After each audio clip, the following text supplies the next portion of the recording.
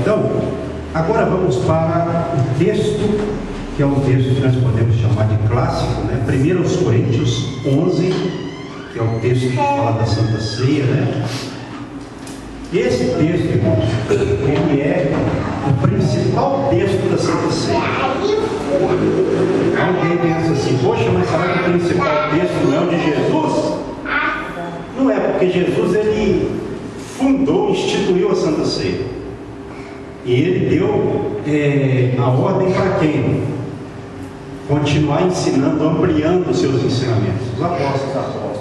Então isso não era para ele, não é que Jesus sempre foi maior do que todos será, mas não era para ele, né? Isso era para Paulo, como foi ele assim dissertar mais sobre a Santa Ceia. E aqui nós temos um texto até bem claro, né, que dá para a gente compreender bem o sentido da Santa Ceia. 1 Coríntios 11, você está fazendo uma oração e depois nós vamos ler o texto. Senhor nosso Deus e Pai, neste momento, hoje é Santa Ceia. O trecho que o Senhor colocou no meu coração, que eu senti meu Pai de estar pregando hoje, é um texto talvez o mais completo, provavelmente o Pai mais completo, no que diz respeito à Santa Ceia. Que o Senhor possa usar conforme a tua vontade, para que a igreja continue sendo edificada em nome de Jesus. Amém? E graças a Deus. Quem pudesse colocar sobre os pés, vamos ler 1 Coríntios 11, a partir do verso 17. Nisto, porém, que vos prescrevo, não vos louvo, porquanto vos ajuntais, não para melhor, e sim para pior, porque antes de tudo estou informado haver divisões entre vós. Quando vos reunis na igreja, e eu em parte o creio, porque até mesmo importa que haja partidos entre vós, para que também os aprovados se tornem conhecidos em vosso meio. Quando, pois, vos reunis no meio ou no mesmo lugar, não é a ceia do Senhor que comeis? Porque ao comerdes, cada um toma antecipadamente a sua própria ceia, e há quem tenha fome, ao passo que há também quem se embriague. Não tendes porventura casas onde comer e beber? Ou menosprezais a igreja de Deus e envergonhais os que nada têm? Que vos direi? Louvar-vos-ei? Nisto certamente não vos louvo, porque eu recebi do Senhor o que também vos entreguei. E o Senhor Jesus, na noite em que foi traído, tomou o pão e, tendo dado graças, o partiu e disse: isto é o meu corpo, que é dado por vós. Fazei isto em memória de mim. Por semelhante modo, depois de haver ceado, tomou também o cálice, dizendo: este cálice é a nova aliança no meu sangue. Fazei isto todas as vezes que o beberdes em memória de mim, porque todas as vezes que comerdes este pão e beberdes o cálice, anunciais a morte do Senhor até que ele venha. Por isso, aquele que comer o pão ou beber o cálice do Senhor indignamente, será réu do corpo e do sangue do Senhor. Examine-se, pois, o homem a si mesmo, e assim como do pão e beba do cálice. Pois quem come e bebe sem discernir o corpo, come e bebe juízo para si. Eis a razão porque há entre vós muitos fracos e doentes, e não poucos que dormem. Porque se nos julgássemos a nós mesmos, não seríamos julgados. Mas quando julgados, somos disciplinados pelo Senhor, para não sermos condenados com o mundo. Assim, pois, irmãos meus, quando vos reunis para comer, esperai uns pelos outros. Se alguém tem fome, come em casa, a fim de não vos reunirdes para juízo. Quanto às demais coisas, eu as ordenarei quando for ter convosco. Amém, igreja, pode se sentar. Então nós conhecemos esse trecho e sabemos que na igreja de Corinto estava havendo o quê? Na Santa Ceia, uns comendo mais que os outros, e uns não estavam comendo nada. Exatamente. quer dizer, já estava errado. Provavelmente aqui havia uma refeição anteriormente à celebração da ceia. Então, nessa refeição, uns comiam muito, e quando os outros chegavam, aqueles, assim, não vou dizer de menos valor, menos favorecidos. Exatamente, os menos favorecidos chegavam, eles já não encontravam mais nada, porque eles já haviam comido tudo, e eles se embriagavam também. Olha só o sentido da Santa Ceia indo por água abaixo, não é? Então, Paulo disse que ele foi informado dessas divisões quando eles se reuniam, dessas divisões que estavam acontecendo na igreja de Corinto, né? E eles estavam se reunindo para melhor ou para pior? Para pior. Então a nossa reunião, ela tem que ter o quê? Um propósito focal, não é? Para que nós não percamos o foco. Qual que é a finalidade da igreja reunida? A igreja corpo, a igreja unida, a igreja sem separação, sem, como que eu vou dizer aqui, partido, certo? Não pode haver partidarismo na igreja como estava havendo na igreja de Corinto, certo? E Paulo foi informado e ele disse que cria, olha só, como está aqui no verso 18, ó. Porque antes de tudo estou informado a haver divisões entre vós quando vos reunis na igreja, e eu em parte creio. Então Paulo foi informado e isso estava acontecendo. Isso foi uma fofoca ou foi uma informação que faz parte da obra de Deus? Exatamente, não é?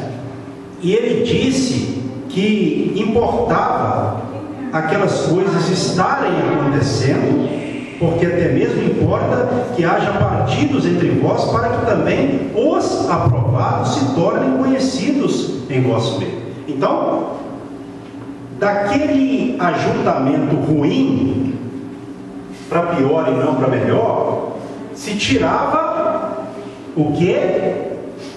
Proveitos, né? Um proveito, exatamente. Para que se manifestasse, como está aqui, os aprovados, para que também os aprovados se tornem conhecidos em vosso meio. Então a igreja também, com o passar do tempo, com o andar da carruagem, o que vai acontecendo? As coisas vão se revelando, né? Vão se manifestando os aprovados e os desaprovados. Porque o que é que vai desaprovar uma pessoa ou aprovar? A sua conduta, exatamente, o seu modo de agir no corpo de Cristo, né? Então, Paulo, ele falou sobre isso, sobre essa desaprovação da igreja de Corinto, na questão principalmente da Santa Ceia. E ele disse que a finalidade para quem quer comer e beber, esse tipo de finalidade é para acontecer na casa da pessoa, não na igreja. Na igreja era ali o quê? Uma confraternização naquele alimento que havia precedendo a Santa Ceia e depois da Santa Ceia. Mas tudo tinha que acontecer no mesmo propósito: comunhão, não é? Respeito, amor e tudo mais. E eles com isso estavam menosprezando, ou seja, desprezando a igreja de Deus e envergonhando aqueles que não tinham nada. Então na igreja, irmãos, não pode haver nenhum tipo de divisão. Às vezes acontece, mas quando acontecer, tem que ser o problema resolvido, certo? Não pode acontecer de acordo com a vontade de Deus, mas às vezes acaba acontecendo, e quando acontecer, tem que se resolver, certo? Essa é a questão, né? Então Paulo disse que não louvava esse comportamento da igreja de Corinto, Nisto certamente, parte final 10:22, não vos louvo. Aí no verso 23, ele diz que o que ele recebeu, Paulo, o que ele recebeu do Senhor, Jesus ele também entregou. Jesus, na noite em que foi traído, ele ceou, não é?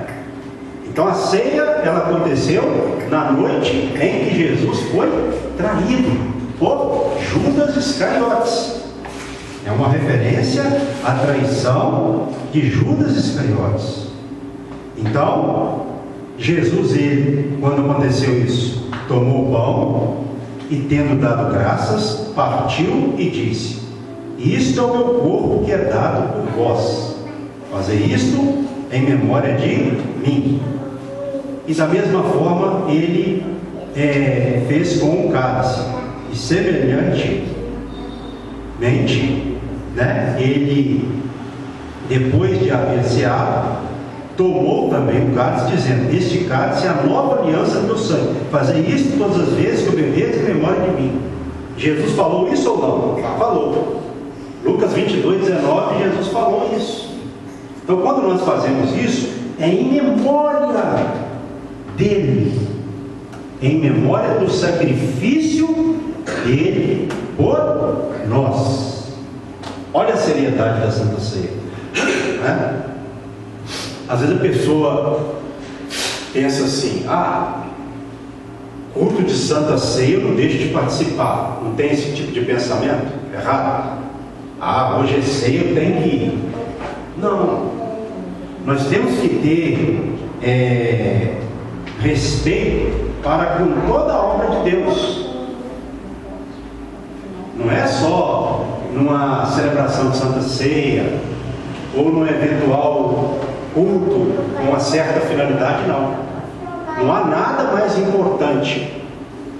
Não é uma questão de haver uma coisa mais importante do que a outra, porque a obra de Deus ela é importante em todos os aspectos dela.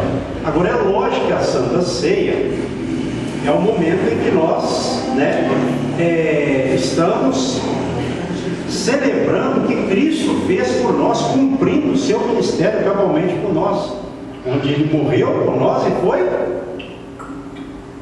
crucificado, ressuscitou, mas principalmente aqui uma referência à morte, ao que ele fez quando ele foi lá crucificado por nós.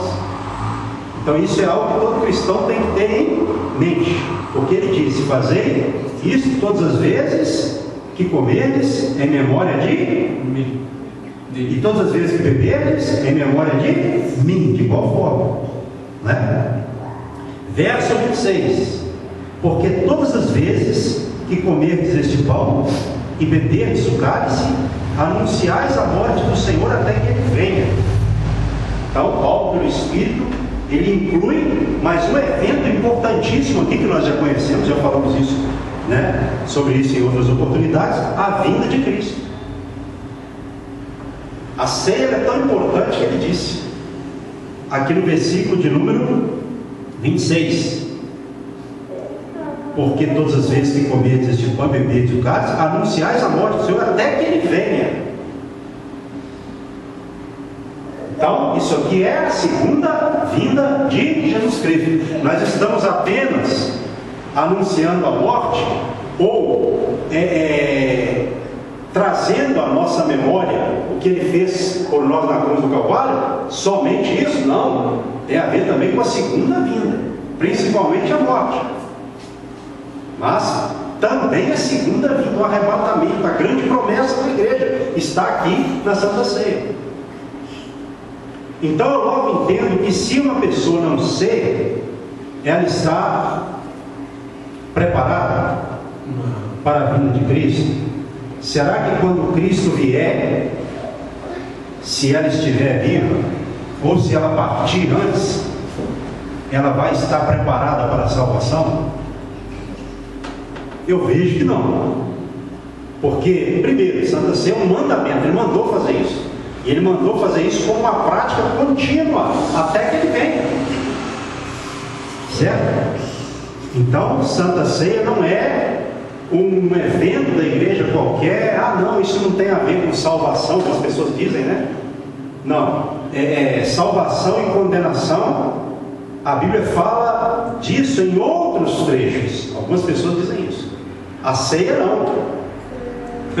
Como não? A gente vê aspectos aqui da salvação e também da condenação, não é? Então todo cristão que ele está ceando, tendo isso como uma prática contínua em sua vida, ele está se preparando para a vinda de Jesus Cristo. E ele tem que fazer isso, como está aqui no versículo 27. Por isso aquele que comer o pão ou beber o cálice do Senhor indignamente. O que significa que indignamente? Não estando na posição, tiver... não merecendo, né? Exatamente. Então a pessoa que fizer isso indignamente será culpada. Réu aqui é a pessoa culpada, não é? De pecar contra o que foi feito, exatamente. Na cruz do Calvário. Exatamente. Contra o sacrifício de Cristo. Será réu do corpo e do sangue do Senhor. Então nós temos que fazer isso discernindo o corpo de Jesus. Porque aquele que não discernir, ele está comendo, está bebendo para a sua própria condenação. Versículo nós vamos aqui ver isso, ó. 29. Pois quem come e bebe sem discernir o corpo, come e bebe juízo para si. Então eu tenho que entender que a ceia, que simboliza ali, né, o pão, o corpo de Cristo, e o vinho, o sangue, isso não é para mim ficar com receio, com medo de ceiar. Obviamente que não. É o que muitas pessoas acabam, né, fazendo de forma errada. Mas também eu tenho que ter o discernimento do que significa isso. Porque o pão aqui, ele é o quê? Ele simboliza o corpo de Cristo. O sangue é simbolizado pelo suco da uva, o vinho, né? Ou o vinho simboliza o sangue. Mas não é porque são símbolos, não contém uma verdade espiritual. Nós estamos comendo e bebendo do Senhor para a nossa vida. Então, se eu como e bebo não discernindo, eu estou comendo juízo para a minha própria vida. E quem come e bebe juízo para si, vai ser salvo? Se ele não se arrepender, lógico que a Santa Ceia, ela tem um caráter disciplinar, de correção, obviamente. Mas a pessoa que, de repente, a pessoa que tiver um comportamento contínuo de não entendimento do que ela está fazendo no momento da Santa Ceia, vai acabar redundando em quê? Em condenação, castigo. Condenação. Então, o aspecto de salvação e condenação, né, tanto de uma coisa quanto de outra, essa verdade está aqui, falando de salvação e condenação. O Senhor é tão bom, meus irmãos, que Ele deixou a Santa Ceia para que nós pudéssemos examinar, como fala aqui o versículo 28. Examine-se, pois, o homem a si mesmo, e assim coma do pão e beba do cálice, para que não haja condenação. Examinar, mas examinar fazendo uma oração diante de Deus. Senhor, aquela oração que a pessoa... Não é o caso de fazer uma oração corrida e nem devagar. É uma oração consciente. Eu não posso comer e beber sem discernir. Então, Senhor, a pessoa falando com Deus, né? Eu vou estar pedindo perdão ao Senhor aqui de tudo que eu fiz durante esse mês. Tudo aquilo que eu tenho consciência que eu fiz. Porque eu sei que se eu fizer isso, Senhor, eu estou absolvido.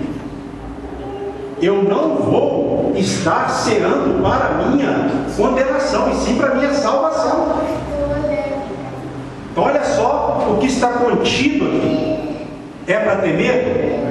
É para ter o quê?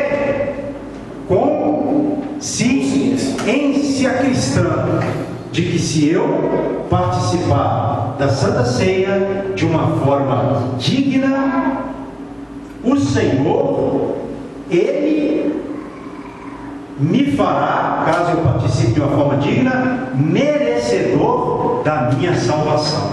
Pastor, mas eu aprendi desde a minha fé, assim, inicial, que a gente não merece nada. Realmente, a gente não merece. A gente não merece. Porém, a pessoa tem que ser digna. Tem que fazer por merecer. Exatamente, fazer por merecer. Então, uma coisa não anula a outra. É lógico que ninguém vai ser salvo por si, mas o cidadão tem que discernir a parte dele. Se eu fizer consciente, eu estou fazendo para que quando Cristo vier, ou eu partir, eu vou partir com Ele. E eu sei que existe um lugar de descanso para quem parte com Jesus, e um lugar de tormento para quem parte com Jesus, ou sem Jesus, melhor dizendo, né? E eu sei muito bem que se eu estiver, quando Ele vier, vivo, eu vou estar preparado para subir com o Senhor. Amém. Não é só por causa da Santa Ceia, mas a Santa Ceia aqui, ela é uma celebração realmente determinante. A Santa Ceia, ela tem que ser um momento em que também é o resultado de tudo aquilo que a gente fez durante o mês. A gente que ceia, né, mensalmente. É o resultado. Então não é só o dia. Porém, o dia, ele é o dia do perdão, da absolvição para nós, para que nós possamos estar de uma forma firme. Não é só esperando a vinda de Cristo, não, para que quando também o diabo quiser tocar na nossa vida, ele não vai tocar. Por que ele não vai tocar? Porque o sangue de Jesus Cristo nos purifica de todo o pecado. Por isso foi cantado aqui: só o sangue de Jesus Cristo. Quem não tem o sangue de Jesus Cristo não tem a purificação, está com a vida aberta, não está se preparando nem para a vida de Cristo, nem para lutar contra o diabo. Mas quem tem o revestimento do sangue de Cristo, que purifica de todo o pecado, o diabo chega à vida dele e pensa e diz para ele: esse aí eu não vou tocar não, porque esse pertence a Jesus Cristo, ele comprou com o seu sangue, e o sangue de Jesus está na vida dessa pessoa, eu não posso tocar nessa pessoa. Isso, irmãos, é poderoso na nossa vida, né? Porque hoje tem muita gente que prega por aí. Eu tenho falado que tem gente pregando, não. Para você ser salvo, basta crer. Não tem esse negócio de batizar, cear. Não é? E se a pessoa, irmãos, ela for uma pessoa de cabeça fraca, ela vai acreditar. Porque a pessoa vai para a Bíblia e distorce a Bíblia para mostrar. Tanto o batismo quanto a Santa Ceia são dois mandamentos tão necessários que o próprio Jesus, ele foi batizado por João Batista no Rio Jordão e também instituiu a Santa Ceia e ceou antes de morrer, na noite em que ele foi traído, como Paulo disse aqui, por Judas Iscariotes. Então, se não precisasse, ele ia fazer? Não. Só por aí a gente já vai ver. Então, irmãos, hoje tem muitas heresias por aí. Não precisa disso, não precisa daquilo. Então leia a Bíblia. Eu tenho falado para vocês porque é o que eu tenho feito. Porque até a minha mente, irmãos, como a mente de vocês, estou passando para vocês, isso não é encher linguiça não. Porque se a gente hoje, a gente que tem assim, a inteligência artificial, não é isso? Tem tanta coisa, e essas coisas até certo ponto, elas são boas. Se souber usá-las, né? Exatamente. Se houver sabedoria. Agora, se não houver sabedoria, o que vai acontecer? A pessoa vai ser envolvida, ela vai ser induzida. Então a pessoa tem que prestar atenção nisso. Então, para isso, eu tenho que estar com o meu olho focado na palavra. Porque quando você está estudando, observando, lendo para compreender, quem que te faz chegar à compreensão? O Espírito Santo de Deus, né? O próprio Espírito Santo. Então não tem como. Agora, se a pessoa fica só ouvindo, não presta atenção na palavra e tal, uma hora está arriscada daí e não voltar. Quantas pessoas hoje estão falando assim? Rapaz, eu encontrei um camarada na internet que está mostrando tudo na Bíblia. Não precisa de batismo, não precisa de ceia, não precisa disso, é só você ter fé. Olha só, né? É só você ter fé, é só você crer. É um crer sem obras, né? Então, tem que vigiar com isso. Fé sem obras é morte. Então, no versículo aqui, de número 30, eis a razão porque há entre vós muitos fracos e doentes e não poucos que dormem. Então, o problema é tão sério que estava havendo o que na igreja de Corinto? Fraqueza, doença e morte. Eu costumo chamar isso de os 3 estágios do pecado praticado continuamente, sem arrependimento. Primeira coisa, fraqueza. Se a pessoa não vigiar, a fraqueza vai se tornar uma doença. E se a pessoa continuar não vigiando, a doença vai se tornar, e aí é fatal. Então, tem que se ter cuidado, não é? Com relação à obra de Deus, ao que nós estamos fazendo, para que nós comamos e bebamos salvação e não condenação, e não juízo, certo? Agora, versículo 31. Porque se nós julgássemos a nós mesmos, não seríamos julgados. Mas, verso 32, quando julgados, somos disciplinados pelo Senhor para não sermos condenados com o mundo. Exatamente. Aqui, irmãos, tem uma interpretação, não somente uma, né? Por exemplo, tem gente que interpreta o versículo 31 no seguinte sentido: se nós julgássemos a nós mesmos, não haveria necessidade do Senhor nos julgar. Ou seja, se a pessoa se arrepender antes, pedir perdão, não há necessidade do Senhor julgar ela. Mas também há uma outra interpretação, que eu vejo até bem coerente, que é de que a pessoa não tem capacidade de julgar ela mesma. O ser humano, ele não tem essa capacidade de julgar a ele mesmo. Por isso ele precisa ser julgado pelo Senhor. Essa autoanálise crítica lá que nós fazemos também nossas mesmos, antes de cear, isso é uma espécie de julgamento também, não? Ou não? Pode ser entendido assim, exatamente. Peraí. O que eu tenho em falta para com o Senhor e para com a obra e para com os irmãos? Exato. Fazer uma análise, né? Exatamente. É uma interpretação também cabível, né? E bem cabível, né? Então, tem essas duas interpretações. E no verso 31, melhor dizendo, 32, mas quando julgados, somos disciplinados pelo Senhor para não sermos condenados por mundo. Então, o Senhor nos corrige para quê? Para nós não sermos condenados por mundo. Exatamente. É lógico que não precisa necessariamente dessa correção ser na Santa Ceia. Ela se dá na Santa Ceia. Em qualquer momento em que o Senhor nos, como está escrito no verso 32, nos disciplinar, nos corrigir, é para nós não sermos condenados por mundo. Agora, aqui, por se tratar da Santa Ceia, de estar havendo dissensão, de estar havendo partidarismo, essas coisas na igreja de Corinto, o pecado ele estava ali muito avolumado.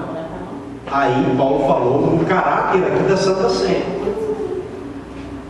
certo? Então, com certeza absoluta, todo cristão que ele não é disciplinado pelo Senhor, corrigido, se ele está sem correção, ele vai ser castigado. Ele vai ser castigado, ele está a caminho da perdição. Aí tem gente que fala assim: não, pastor, aqui se trata de uma correção, não é para condenação. É lógico que não é para condenação, é uma correção. A princípio, a finalidade da correção é para que a pessoa se arrependa E seja restaurado. e seja restaurada, exatamente. Essa é a finalidade aqui. Agora, o Senhor nos disciplina para nós não sermos, como foi falado aqui, condenados por mundo. Mas caso a pessoa ela viva de uma forma pecaminosa, o que vai acabar acontecendo? Por exemplo, se a igreja de Corinto, se algumas pessoas na igreja de Corinto não acatassem o que Paulo disse aqui, o que ia acontecer com elas? Ia acabar acontecendo no final das contas condenação. Porque se Deus nos corrige e nós resistirmos à correção de Deus, o que resta a fazer? O que resta para Deus a fazer conosco? Julgar. Se Deus ele corrige a pessoa, Não quer. ele corrige o filho. Mas se a pessoa está sem correção, o cidadão ele é bastardo. A palavra bastardo em Hebreus é porque não é filho legítimo. E filho que não é legítimo vai ser salvo. Então a gente tem que vigiar com essa questão. Existem outros trechos da Bíblia que nos dão base para essa interpretação. É lógico que a princípio aqui, Paulo ele enviou essa mensagem com um caráter disciplinar para correção. Mas caso alguém resista a isso, a pessoa está resistindo ao próprio Senhor. E se ela morrer nesse pecado? Porque tinha gente aqui enfraquecendo, adoecendo e morrendo. E Paulo explicou por que isso estava acontecendo. Eis a razão, não é? Verso 30: porque há entre vós muitos fracos e doentes, e não poucos morrendo, que dormem. Então a pessoa precisa entender que nós não estamos escutando histórias da Bíblia. Não, são histórias verídicas. A Bíblia é a palavra de Deus. Se nós recebemos salvação, bênção, livramento. Agora, se nós não recebermos, ou se nós nos comportarmos de forma indisciplinada, o que vai acontecer? Não vai restar nada a fazer. Não é? Deus não vai ter outra coisa a fazer senão nos condenar. Então, quem come e bebe sem discernir, come e bebe, o próprio trecho fala, juízo para si. O que é juízo? Castigo, né? É uma palavra de caráter condenatório, né? E isso pode chegar até a condenação eterna, caso a pessoa não se arrependa.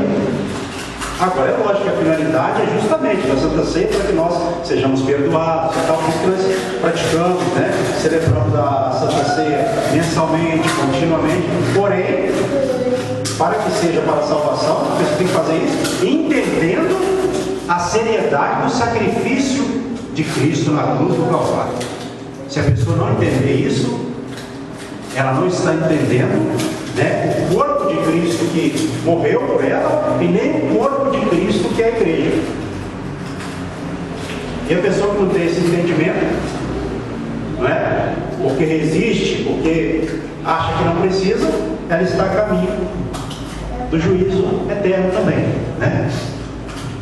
Versículo agora de número 33. Assim, pois, irmãos meus, quando vos reunis para comer, esperai uns pelos outros.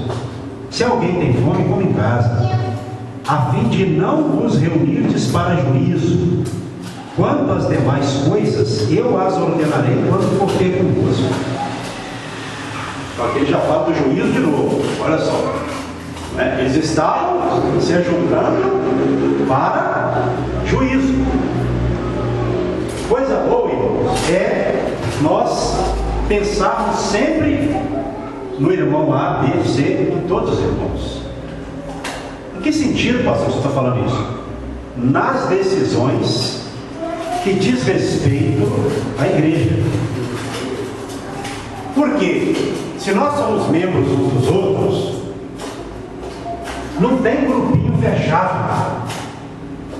A igreja é um grupo de forma coletiva. Dentro desse grupo não pode haver partidarismo. É lógico que às vezes um irmão tem mais afinidade com o outro por questão natural. Isso é normal.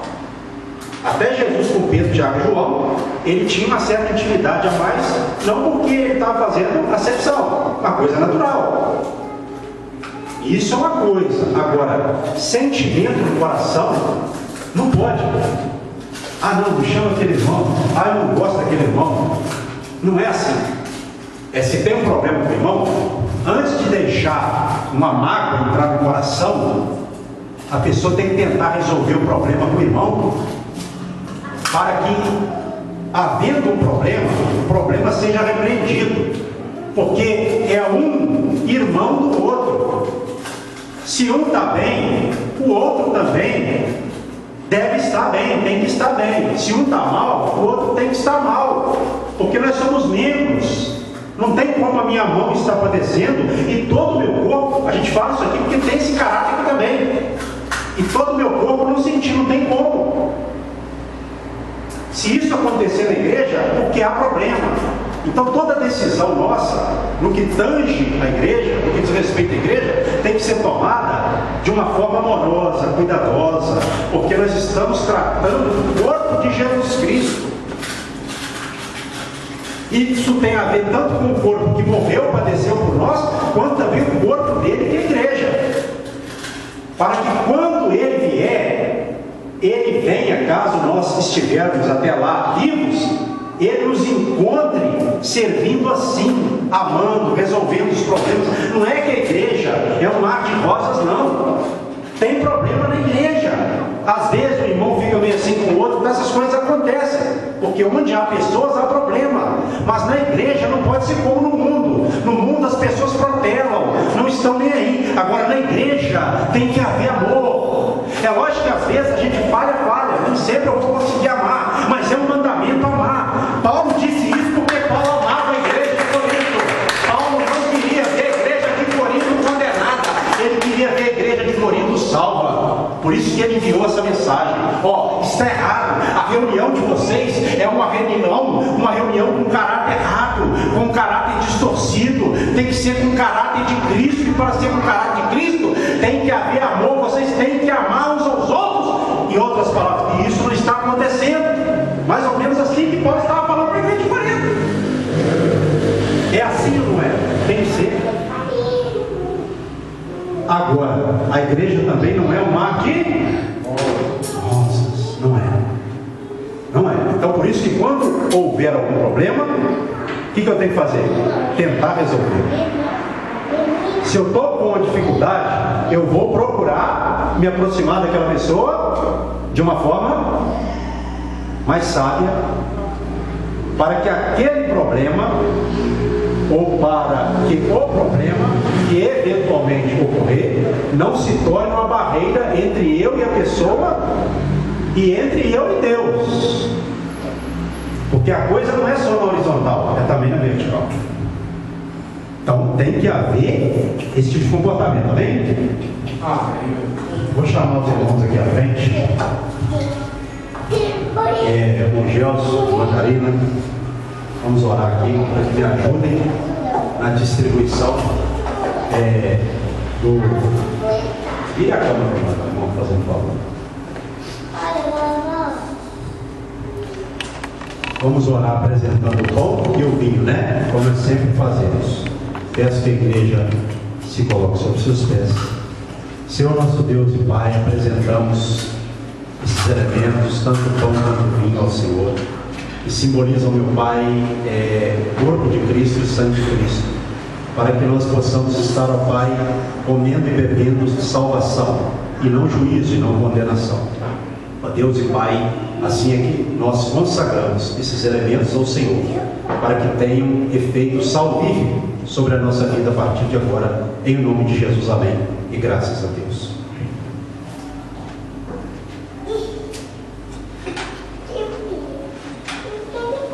Irmãos, não precisa de falar nada, porque quem já é da igreja sabe, pode pegar o seu pão, o seu vinho, não tem ninguém novo, né? E começar a fazer sua oração.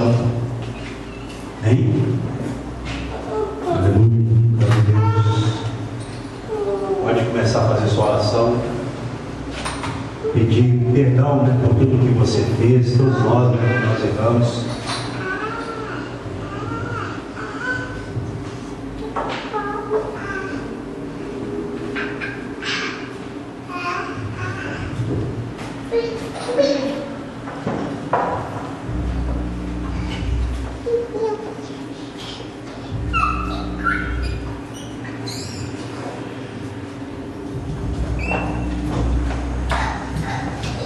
Senhor, nosso Deus, é um momento de oração, de igreja, Pai.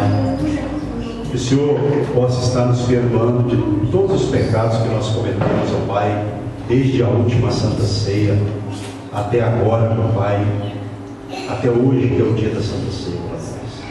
Senhor, pensamentos, palavras, atos, ó Pai, tudo que nós fizemos que não agradou ao Senhor, as obras, ó Pai, que não agradam ao Senhor, que nós fizemos, que não agradaram ao Senhor.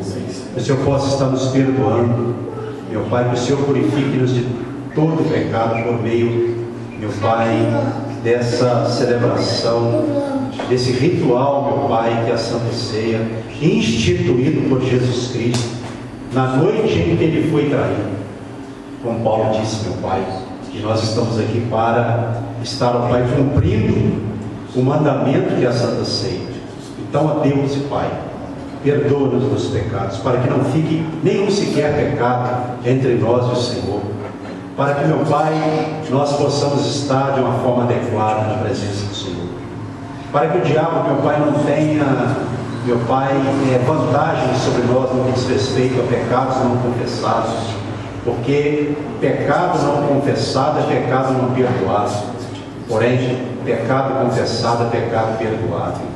Então, Deus e Pai, que o Senhor possa estar realmente, por meio do sangue de Jesus Cristo, purificando-nos mais uma vez de todo e qualquer pecado, para que nós estejamos aptos, ó Pai, para estar ceando, comendo pão e bebendo cálice, ó Pai, em nome do teu Filho amado Jesus Cristo. Ó Deus e Pai, perdoa-nos em Cristo Jesus de todos os nossos pecados e imperfeições, ó Pai, para que a Santa Ceia desta noite seja uma Santa Ceia, meu Pai, salvífica para nós, com esse efeito de salvação. Em nome do teu Filho amado Jesus Cristo é que nós oramos e pedimos ao Senhor nesta noite. Amém. E graças a Deus.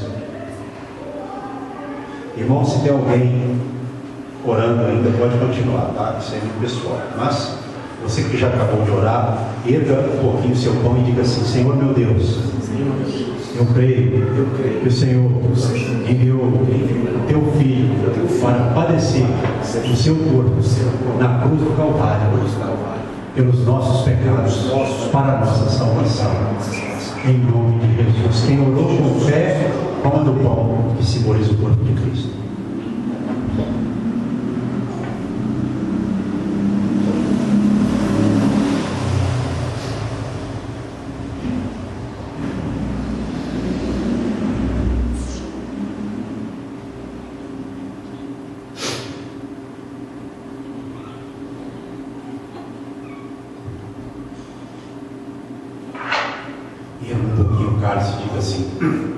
Senhor meu Deus, eu te agradeço pelo Senhor ter enviado o teu Filho e ter vertido na cruz do Calvário o seu sangue imaculado para a purificação das nossas vidas, de todo pecado. Senhor, por meio deste cálice de vinho que simboliza o sangue do teu Filho amado, eu renovo a minha aliança com o Senhor e com cada irmão da amada igreja, em nome de Jesus. Quem orou com fé, Deus do faz vida.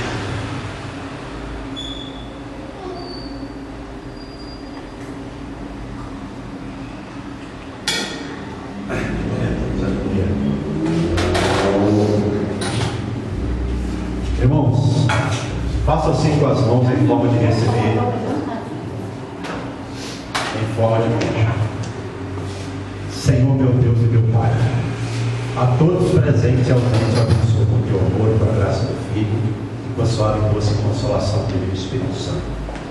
Pai, te agradecemos por mais uma santa ceia que nós, ó Pai, tivemos a oportunidade de estar participando. E que assim, meu Pai, todos tenham um final de semana consolado, encorajado pelo Divino Espírito Santo, para que nós terminemos a semana, meu Pai, assim, e comecemos a semana prática amanhã, no encorajamento, na consolação, no ânimo do Divino Espírito Santo. Assim eu oro e os abençoo, em nome de Jesus. Amém. E que as palmas louvem a Deus.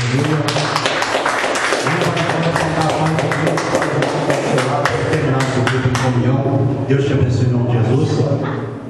Nosso amado evangelista Francisco, hoje ele não esteve presente conosco porque não foi possível, amém? Deus abençoe a todos em nome de Jesus. Você até me desculpa eu ter te perguntado.